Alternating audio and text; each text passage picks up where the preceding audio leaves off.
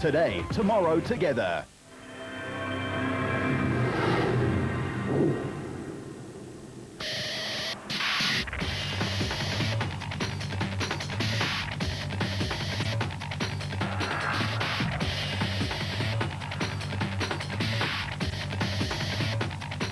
The saying goes, where the rubber hits the road. None more so is that important than in off-road racing. Hello everyone, I'm Arnold Getz, and in this preview we look ahead at the Nissan Sugarbelt 400, and we also indeed take a look at where the rubber hits the road in off-road racing. Research shows that only 4 rubber patches as big as the average hand is on the road at any given time when one uses a vehicle. Now that may not be strictly true for off-road racing. There may only be 2 sometimes, but be that as it may, tyre choice, tread and pressure is all important. In preparation for the 3rd race in the ABSA Off-Road Championship, we found out the inside and outside story. Robin, you have a whole collection of tyres here. Take us through what you've got on the rack for us. Well, anyway, basically we're going to look at is the different choices in the Mickey Thompson range, Matador, and also we've got Cooper through Dunlop. Just to give an example, we want to start off is look at something like the Mickey Thompson range, just to give us an idea of the choices available to the competitor. Obviously, one of the key things to look at is tread patterns and even sizing of tyres. So yeah, just a very broad cross-section, ranging from something which you have on your typical pickup or 4x4 you use on the road every day, right down to something that's really, really aggressive for extreme mud, even rock crawling type applications. So that's one of the main considerations the guys look at, is what am I trying to achieve with the tyre? What's the nature of the race? Hard pack? Is it going to be a muddy race? Maybe even a sand race like the desert race? And based on that, the guy would then make the selection as to which tyre is going to be best suited for the application. And then, of course, there's the Matador. This is the Matador over here. It's basically what we're aiming to do is have a control tyre. In other words, take the tyres out of the equation in the production class, particularly in the top SP class. Have everyone on the same type of tyre. They've then got the same wear, the same performance, and then rather try and put the performance in the driver's hands rather than in the tyre's hands. So what we've done is we looked around the world to find a tyre that we believe would offer good compromise, price, durability, and obviously performance, and especially in the production vehicles, punch resistance. So we've gone for a tyre, comes from Eastern Europe, already used successfully in the Dakar events. It was very, very successful in the Spanish Off-Road Baja Championship last year, and is a very much purpose-built tyre for off-road racing, and particularly for our what we call production vehicles in our country. What are the differences intrinsically between the cars, the production tyres that they use, and then the specials? Well, if you look at something like in a production vehicle, such as the Matador, you see it's a relatively narrow tyre, quite a high profile in comparison to what you would use on a special, but mostly in terms of the width. We're looking there at a tyre that's typically in a 235 type of width, where if you look at something on a typical off-road special vehicle, you look at something probably in the range of about 250 to 300, so much, much wider.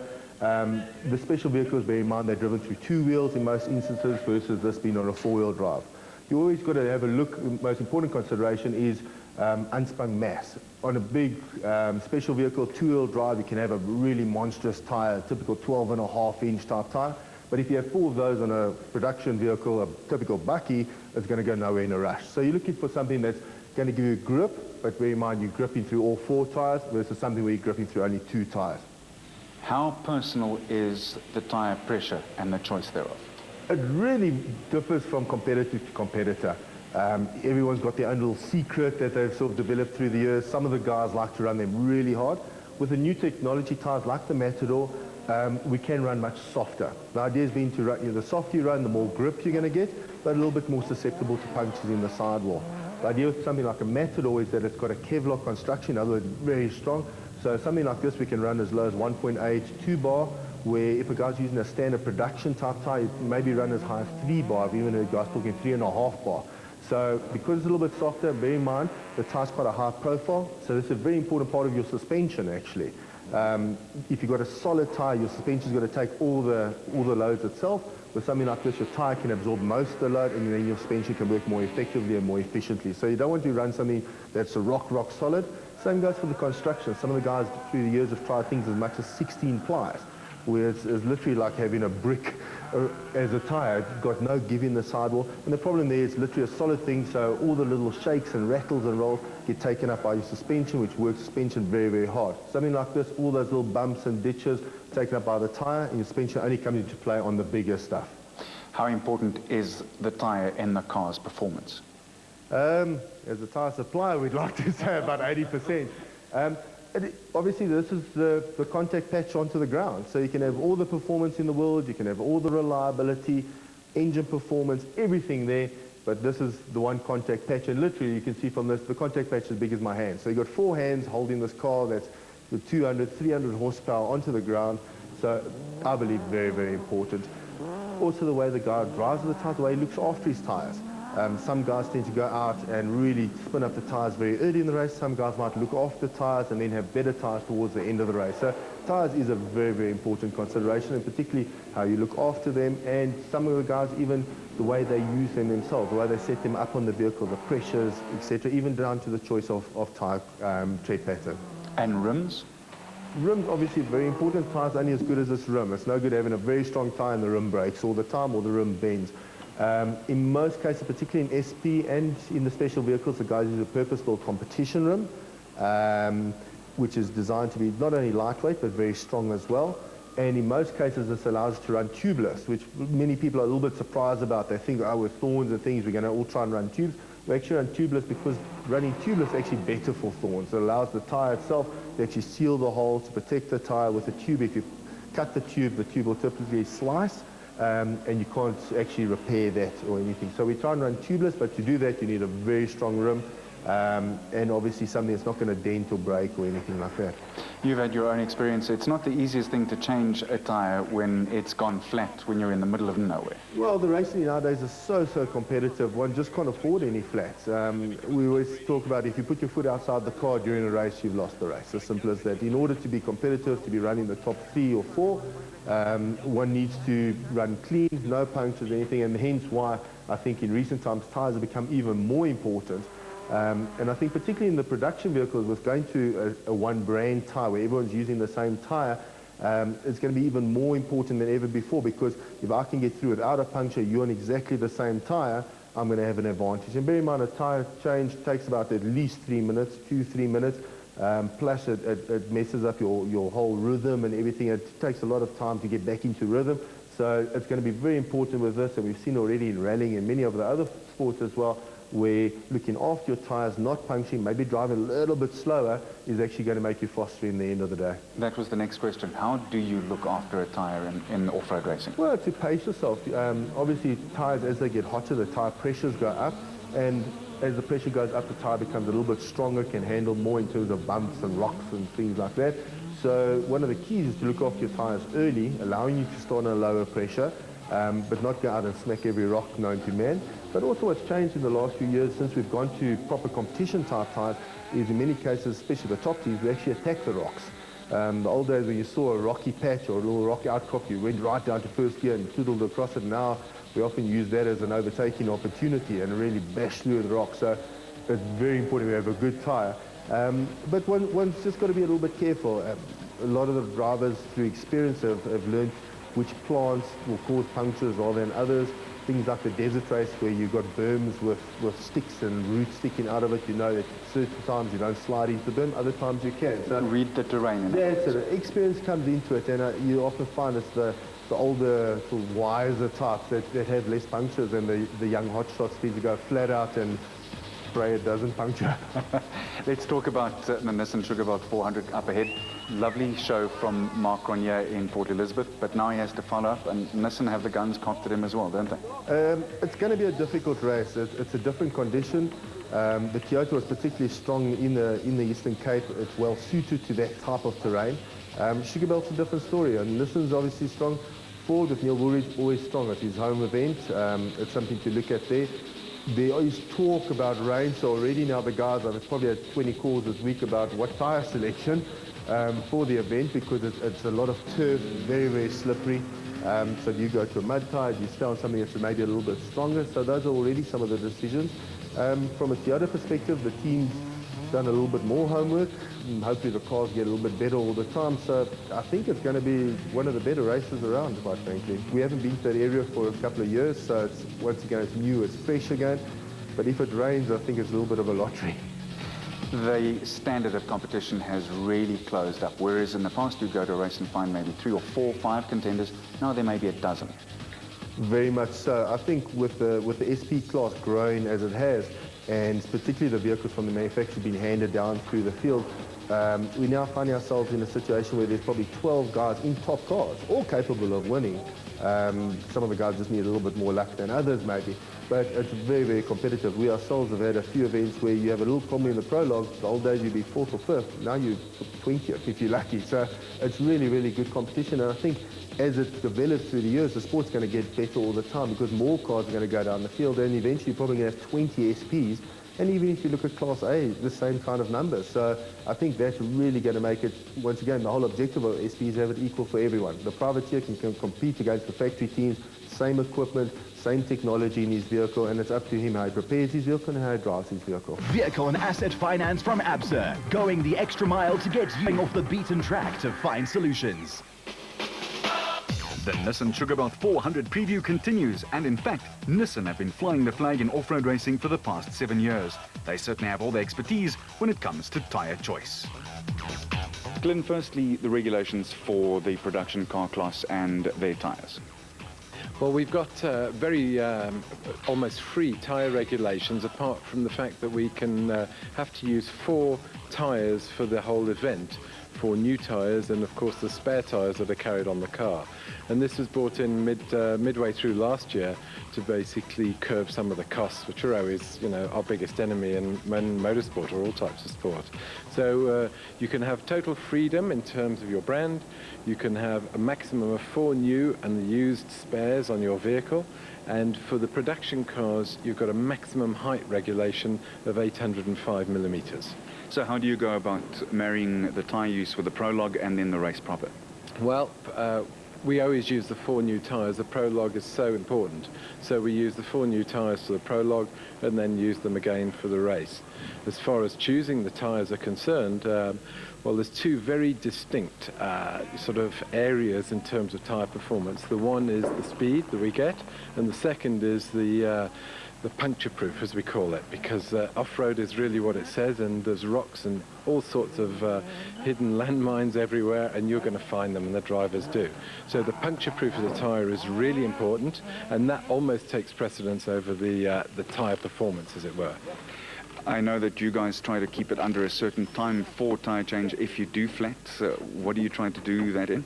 Well, that's sort of company secrets, as you say, but yeah, the crews practice a lot at this, and to have a puncture, it is so competitive these days that a puncture can drop you sort of 2 or 3 places if you're not careful. So, and for that case, one of our off-road tyres, wheels and rims together, weighs 32 kilograms. So it's you don't really want to get a puncture if you can help it. Do drivers have specific tyre brands that they like using, or is that something that is dictated from office? It's really dictated from office, actually, in as much as what's available to us, what we know in terms of performance. But as manufacturers, what we've done is we generally tend to try and run the same tyre as each other. We buy these in bulk, and this enables us to be more competitive price-wise. And we've chosen last year, we chose a BF Goodrich tyre, which was excellent in terms of puncture proof, because the sidewalls are very thick, and it's not so easy to make a tyre that doesn't puncture and has got reasonable performance. This year we're going to have a tyre changed for the next race, in fact, over to a Czechoslovakian tyre called Matador, which looks from the outside almost exactly the same as the BF Goodrich, but inside it's not quite the same. So we'll see as the season progresses, and I think there's a fair degree of tension, because I suspect they're going to be more vulnerable to punctures, so the drivers are going to have to be more careful and choose exactly the route that they're going to go on. Silly question, but how important are the tyres in the complete setup of the car? Oh, a huge portion of the total performance. If we say that when we started off-road racing and we didn't have, should we say, a specialized tyre, we would often have 4 or 5 punctures during a race. I mean, these cars are really quite heavy. The tyre is small. The suspension travel is limited on the production vehicles, so punctures are, as one could say, an occupational hazard. But these days we often go through a race with having no punctures, and on average during a year we'll probably have 4 or 5 And sometimes we get what's known as a double puncture, which is a real nightmare, where there's an obstacle in the road, maybe a steel fence pole. The driver hits it with the front tyre, goes over it with the rear tyre, and the next thing you've got two punctures on one side. The trick is, of course, is if you spot them at the same time, which often doesn't happen. Let's talk about the upcoming race. The pressure's on for Nissan after Toyota's last win. I know that there are some other areas that people are also looking at, but obviously you want to get back to your winning ways in the next one. Oh yeah, the Sugarbelt is a tricky race. It's tight in area, extremely rough in others, and it's a real driver's race. Normally 7 hours in the seat. Also vulnerable to punctures. I think we'll all be on the new tyres for this race, so the pressure's on. But yeah, we've got quite a big test session planned before the race, so we've got some new items that we're going to be introducing into the car, and hope that this gives us a bit more performance. And over the last season or so, Ivar Tollefsen and Quinn Evans have obviously also come to the fore. They really are now contenders. Yeah, I mean, Ivar and Quinn have really outshone themselves almost. They came in last year and took it relatively easy in the beginning and have just built up more and more speed, and now he's a force to be reckoned with. And Ivar's a very successful businessman, but a very determined sportsman. So he's not taking this lightly. He takes it very seriously, and we're extremely happy with his consistent performance. And then having Duncan Voss and Hannes Grobler in the same team must be a dream in one way and very tough in another. Well, they have given me a few grey hairs from time to time, that's for sure. They look, we need each other, teammates, to push each other further forward. So we're extremely happy to have two of the best drivers available, huge experience, and they very often, the cars come back with almost not a scratch on it, and that's great for the team. And the speed is there, so we'll see. And how's Jean Moore coming along in the co-driver's seat with Hannes? Yeah, Jean's progressing nicely. In the first race, in the Nissan the Nissan 400 in Darling, they were first on the road, and the navigation's very tricky when you're under real pressure. And he performed brilliantly for a long, long way. And I remember Duncan and Ralph saying, "Well, let's see how long it is before he makes a mistake under pressure." And he really didn't make one. So he did nicely that. Back to where the rubber hits the road, though, to show you the wear and tear of this type of racing. We're going to be looking at two tyres, one brand new, one used in last time's racing at the Longmore Forests. Glenn, talk us through it. Well, we've got two tyres here. This is the new Matador tyre from the Czech Republic that we're going to be using. I don't have a new BF Goodrich anymore to show you, but they're both exactly the same tread depth when they're new, around about 10.5 millimetres. And here we see this is the BF Goodrich that came off the car from Hannes in the last race, and it's literally nearly worn out. There's probably 3 millimetres of tread. So here we have another angle on the performance of the driver and the car and the tyre connected. If he wants to push flat out in the beginning, at the end of the race, I mean, this is 400 kilometres non-stop, the driver has to remember that he might not have any tread left at the end. So, in Longmore Forest, it started raining at the end, and it might have been really critical had the event finished another hour later. But we can see how tough it is on the tyres. This is a new Matador tyre.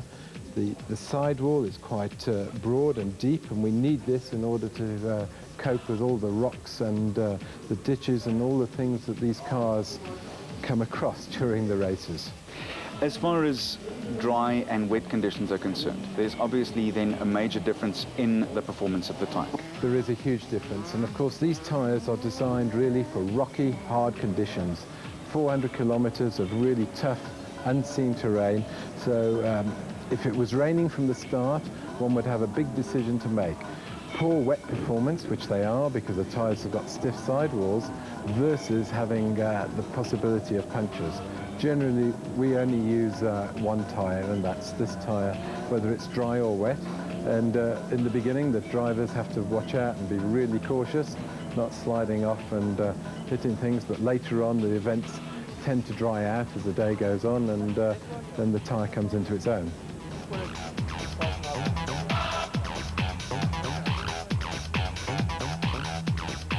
That gives you great insight into the production car class tyres, but the specials or space frame vehicles do employ an entirely, if you'll excuse the pun, different type. Goodyear South Africa's JC Erasmus explains. Well, what we have here is our Wrangler MTR tire. It's a purposely built off-road tire, not only for racing, but for all the normal off-road enthusiasts, especially the guys who want to travel through Africa. It's a very aggressive tire, very aggressive tread blocks, and shoulder design to provide maximum traction in all directions. People sometimes think the traction is only when you put the power down, but these vehicles don't need to slide or slip off a face. And then what happens with the shoulder blocks is also extended into the sidewall for additional traction in soft soil or muddy conditions, and even in sand, when, provided you let the pressure down. Now, if you look at this whole design, then because it's extended into the sidewall, it's quite a wide footprint, which also assists with additional flotation, and that's why the tire's got magnificent traction. Most of the A-class competitors use Goodyear. Why? Well, you know, I think the important thing about this tire is, of course, the traction, because the A-class or the special vehicles is two-wheel drive, so you need all the assistance you get from the back tires. This tire's also got a durable puncture resistant in the sidewall, and it's designed such that it doesn't affect the handling of the car, because you can overdo it. So once the sidewalls can get so stiff and it's so thick that it affects the handling of the cars. And this tire hasn't got that. It's got technology in it to resist punctures, but at the same time, the handling is still there, and it assists the suspension when the sidewalls take the bumps and absorb most of the energy that will go through the tires via the suspension to the dampers or shock absorbers. Goodyear has been involved in motorsport for a very long time. How does that translate, in particularly this category, to market share? Well, you know, there's no doubt about it. You know, I think the guys who are serious about off-road racing have a very good look at the tires, and especially if you run a tire that's available on the shelf. This is not a purposely built racing tire. This is a tire that's available on the shelves. Then the guys, everybody wants it. You know, the guys who are serious about off-road racing say they don't want anything else on the car. And then with the amount of rapport that you have with the off-road racers, there's obviously a lot of feedback as far as this tire is concerned. What have you learnt out of it, and what has it meant for the progression of the tire? Well, the amazing thing is, you know, quite often we sit down in discussions that the development of the successor of this tire is already underway.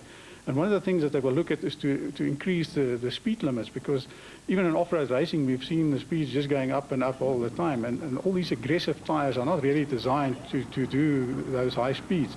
This one, for example, can do 160 km an hour at maximum loads, no problem. And occasionally, we know that off-road racing guys in South Africa exceed most probably 180 km an hour. But the tire can handle it. Short bursts like that is not a problem.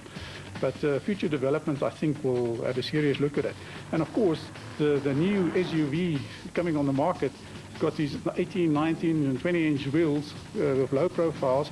And Goodyear has already developed a 55 profile for these tires for some of these top guns in the SUV market, with unbelievable speed ratings of 200 km an hour plus. And the tire is just as aggressive and can do the same job as it's doing here. Tell us about, firstly, the inflation that most of the specials use this at, and then secondly, what sort of temperature does the tire get to at the end of a race? First of all, the inflation is a personal thing, you know. We can always recommend the base inflation. We say never go below a minimum or don't exceed a maximum, but you've got to play in between, because suspension play a part because of the inflation. Depends on the damping, how hot the springs on the vehicle. It depends on driving style also. Some guys would like to run a bit higher because they like to slide the car at the back. Other guys don't want that because they say then they're not in control. They like the front to be in control.